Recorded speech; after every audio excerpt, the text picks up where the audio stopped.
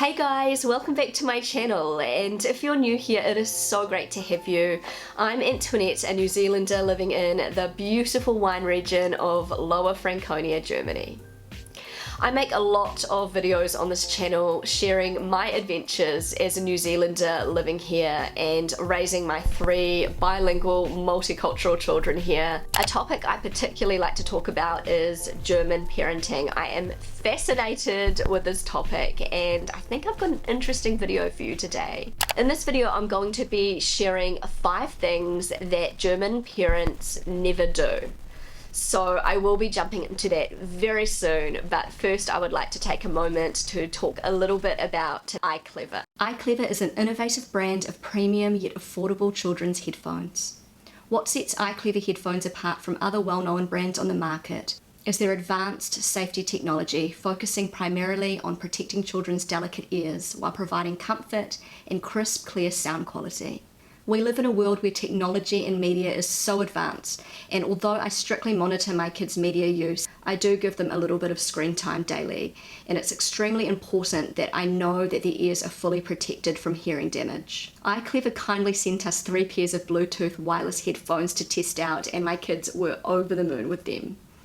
They were able to choose from a wide variety of really fun colours and models. Amelia picked out the BTH12 Bluetooth headphones in this really cool purple and pink colour. They have USB quick charging, colourful LED lights, a built-in microphone, premium stereo sound with volume limited hearing protection, and the option of wire mode, which I thought was really cool. Matteo and Luca both picked out the BTH18 headphones in blue and green, which have many of the same features as Amelia's pair.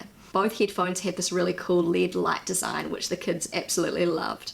I love that they can be easily adjusted to fit any head size. Even my little 3-year-old Luca could wear these comfortably. These are going to be so perfect for our upcoming summer road trip. So guys, if you're interested in checking out IClever, I will leave the links to all 3 of these featured headphones in my description below.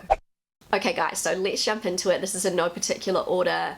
I'm going to be talking about 5 things that German parents never do. Actually, I'm going to rephrase that. I'm not saying German parents never do these things, but you very rarely will see German parents doing these things. So, number 1, something German parents hardly ever do is dress their children like little mini adults. And designer clothes and all the latest trends and lots of accessories. It's just not something you will often see in Germany, a child dressed like this. And if you do see a child dressed this way, usually it is a non-German child. So it's kind of considered, I hate to say it, but it's considered a little bit sort of tacky and just not really, I don't know, socially acceptable to dress your child like this. German parents dress their children in comfortable, practical, good quality clothes. They're not worried about all of the latest trends and that kind of thing. Of course, it's inevitable later, children, when they get towards their teenage years, they have their own sense of style, but I'm talking about younger children. I love this. I don't like seeing children dressed like little mini adults and walking around in uncomfortable shoes and clothes just for the sake of fashion. And yeah, it's just not done in Germany. There's nothing worse than seeing a little child struggling at the playground in their patent leather kitten heels and tight designer dress. It's just something you don't really see often in Germany, and yeah, there's just no excuse for this in my opinion. And German parents, it's just not on their radar to even consider dressing their child like this. German parents dress their children in comfortable, practical clothes, which makes complete sense in my opinion. Okay, moving on. It is not very often that you will hear a German parent apologizing for their child's behavior in public. So let me give you an example of this. Just say you're in a toy store in Germany and you see a little boy around the age of, say, I don't know, 4 or 5, and he is on the floor having a tantrum because his mother won't buy him something that he wants. You don't see this often. German kids are pretty well behaved, but kids are kids, and as I always say, I don't expect children to be perfect.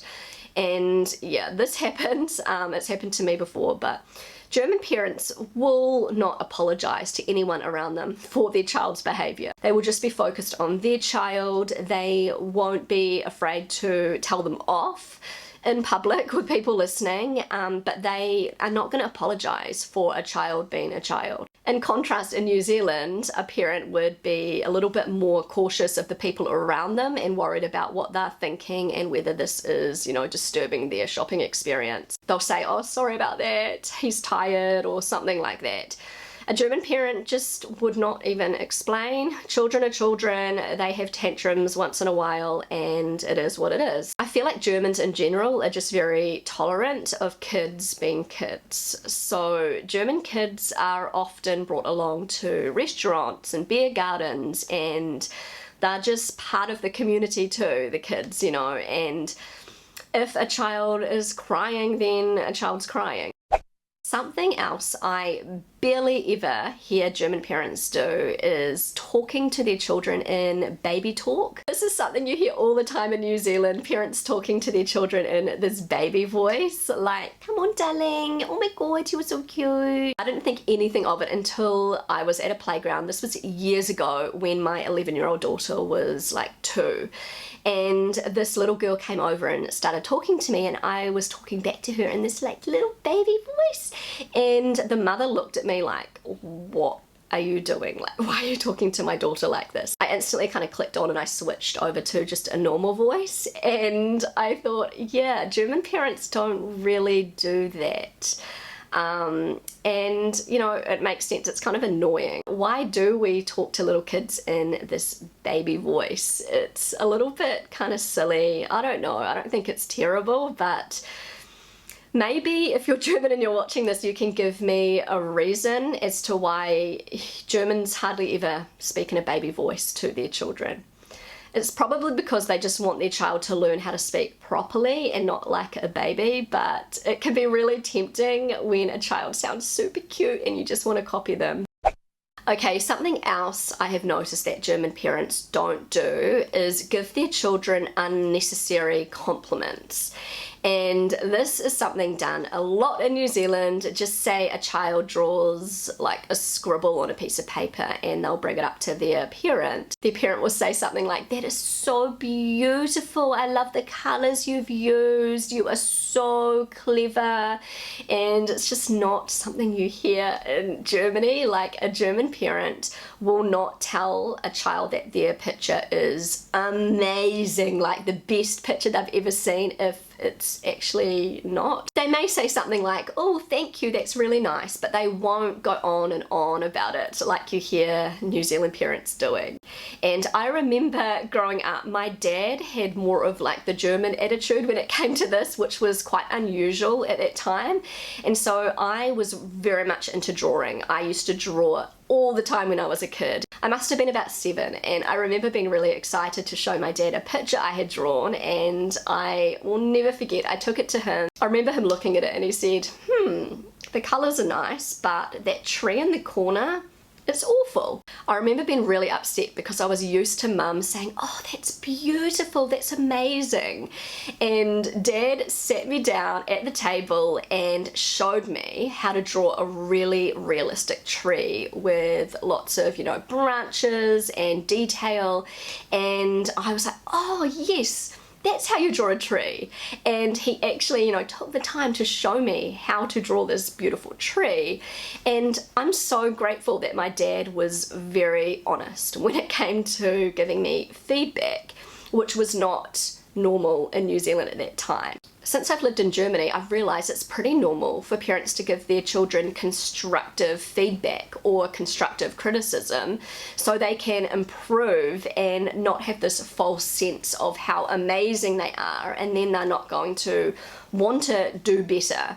So I totally understand this concept, and it can be a little bit sort of harsh, like it can sound a bit harsh if you are hearing this for the first time in Germany, a parent giving their child constructive feedback.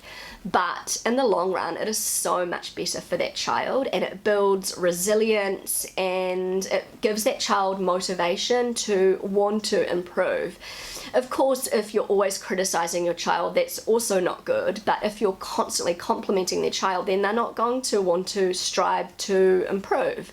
So that makes total sense to me, and I actually really like this aspect of German parenting.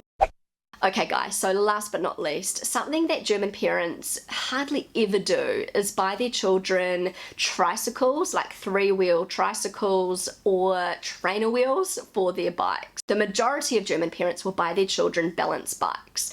And I know this is something that is gradually becoming popular in New Zealand, but you do see a lot of kids in New Zealand still on tricycles and with trainer wheels. Balance bikes are amazing for so many reasons. Obviously, it teaches your child to balance on their bike because they're just using their legs, there's no pedals, and you know, to be able to scoot along on your balance bike, you need to, you know, develop a little bit of a rhythm and a technique, and this makes transitioning to a proper bike, a 2-wheeler bike, so easy. And that's why you see a lot of really small German kids riding 2-wheeler bikes without trainer wheels.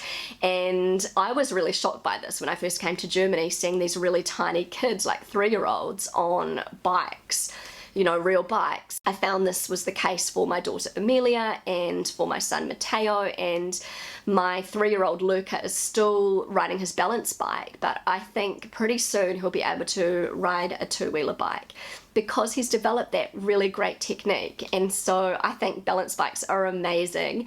I've actually left a link to my Amazon storefront, and I've linked the balance bike that all my children have used, so if you're interested, check that out. I've got a lot of other really cool things I recommend in my Amazon storefront, but anyway, balance bikes are the way to go. And yeah, you barely ever see German parents buying their children tricycles or trainer wheels. It's just not really a thing in Germany. I don't know whether it's always been like this, whether this is just a new thing. My daughter is 11, and all the time I've lived in Germany, I have barely seen a tricycle. So yeah, that's just something I've noticed.